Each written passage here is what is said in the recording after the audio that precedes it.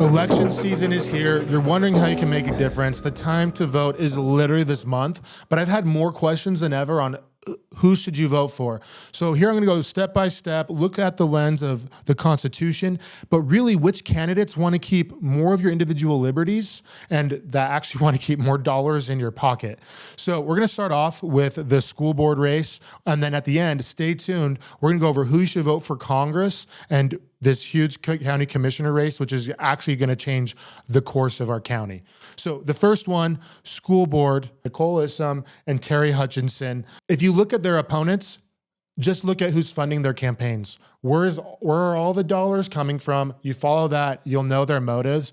With both of these two candidates, Terry and Nicole, when they get into office, you know exactly what they're going to do. They're going to vote to keep education about education and helping your kids. They're going to give their parents the rights that they need to choose what their kids are going to do. And they're going to not try to push agendas onto our kids. So go look them up. They're both great. For school board, I'd vote for both of them. Okay, now for the state senate race. Brady Brammer, I've had a ton of chances to sit down with him, and he's fought back on government overreach time and time again. And so I think it's a no-brainer. He's already been in office. He's already proved himself. He's been in the House. He transitioned over to the Senate. And we need more good guys like him in the Senate. All in all, you cannot go wrong voting for Brady in this election. I've heard so many opinions about this next race. Doug Viafia versus Dan McKay. And it's kind of crazy to me. If you look at Dan McKay, you can see bills that have been all over the board. From SB 54, yeah, who sponsored that bill? Who sponsored the change the flag bill? Like, yeah, it's just a flag, you might say, but it's like no one voted to change the flag. In fact, everyone voted to not change our flag. And who's the one that actually voted for some weird reason to change the Utah flag after we've had it for, I don't know, 100 years after everyone didn't want it? So the thing that concerns me the most about Dan McKay is he's already shown that he's willing to ignore the voice of what everyone wants and go push his own agenda. Doug, on the other hand, has done the exact opposite, and he was amazing in the House. Now getting him into the Senate, I don't think we could have a better person representing both part of Utah County and Salt Lake County. The county clerk race has gotten crazy. There's been funding coming out of nowhere to Corey Astel's campaign and a huge grassroots push for Aaron Davidson. This huge funding campaign for Corey Astel, Corey's even said his dream job, he doesn't aspire to be the county clerk. He's only doing it because people convinced him.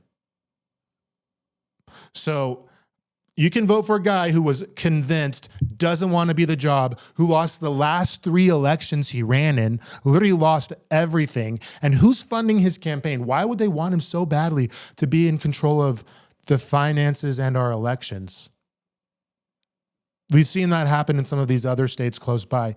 On the other hand, Aaron Davidson has done everything in his power to keep things transparent, to run the office as good as he possibly can, to make changes, to really make it so we have all the information we need as voters. Aaron Davidson, by a landslide, is the best candidate. You cannot even compare the two. For me, it's almost a vote of like good versus evil. And like the good guy here is Aaron Davidson. All right, so Commission CB. This one is a pretty hot one. Carolina Herron, David Spencer. I'll come out and say it. I think David Spencer is the best. I only heard bad things about Carolina Herron. As I talked to more people, did more research, I found a lot of people that actually love what she's done, and she has done a lot of good things. So I don't want to completely discredit her. I know people in Spanish Fork that says she's done great in bringing together the community. But with that being said, she has backed people that I find problematic in the past. I'm not going to go name them all, but you can go and look the campaigns and the candidates that she's backed, and they aren't good. At least they're not to me. They're not people that are looking to help decrease the tax burden. They're all people that want to increase the tax burden, and hers and their funding has all come from big dollars that isn't in the public's best interest. David Spencer, on the other hand, I live in Orem. I saw him at work. he's passed some really great things, pushed back on unnecessary high density, on transit running all the way through Orem, which really Orem is so congested now because of a lot of these things. And he's really pushed back on that to try to keep it less congested and less people there. But the biggest thing is the city hall didn't cost taxpayers any more money. Taxes didn't go up, and it didn't put the city in debt. So overall, he knows how to balance a budget. He knows when he talks about the points of what he wants to do on the commission, he has real solutions. So for me, that's my guy. CA. This one's a hard one. I love the Kafusis, friends with Bronson and Corbin. I think Michelle's an incredible person. I think the family is amazing.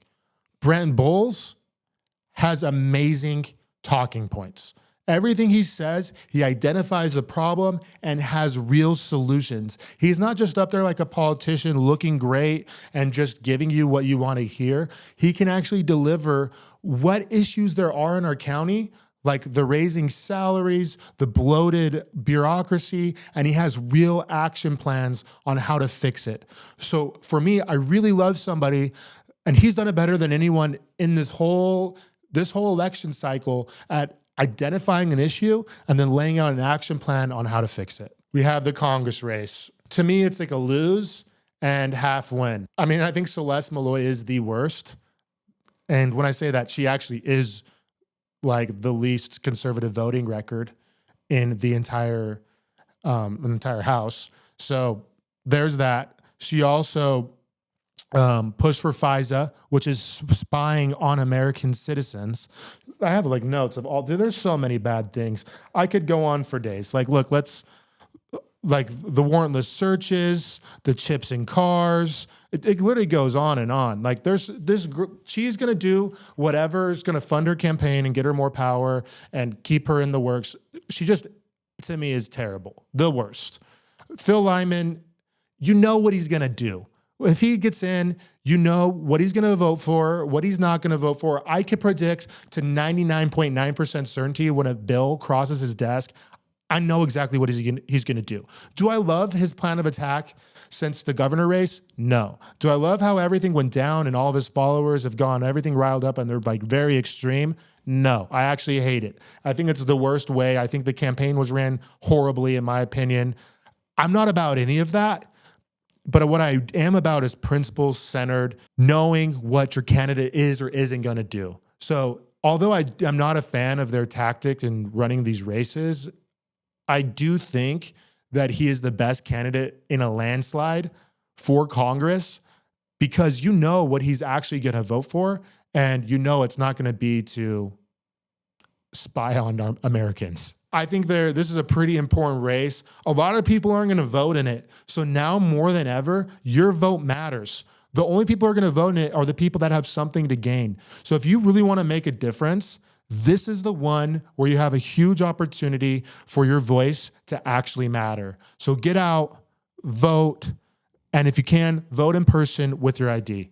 House District 38. This is one of the most important districts in all of Utah because historically it's been a really Republican-controlled district, and now it's shifting blue. And what I mean by that isn't that it's going extreme either way.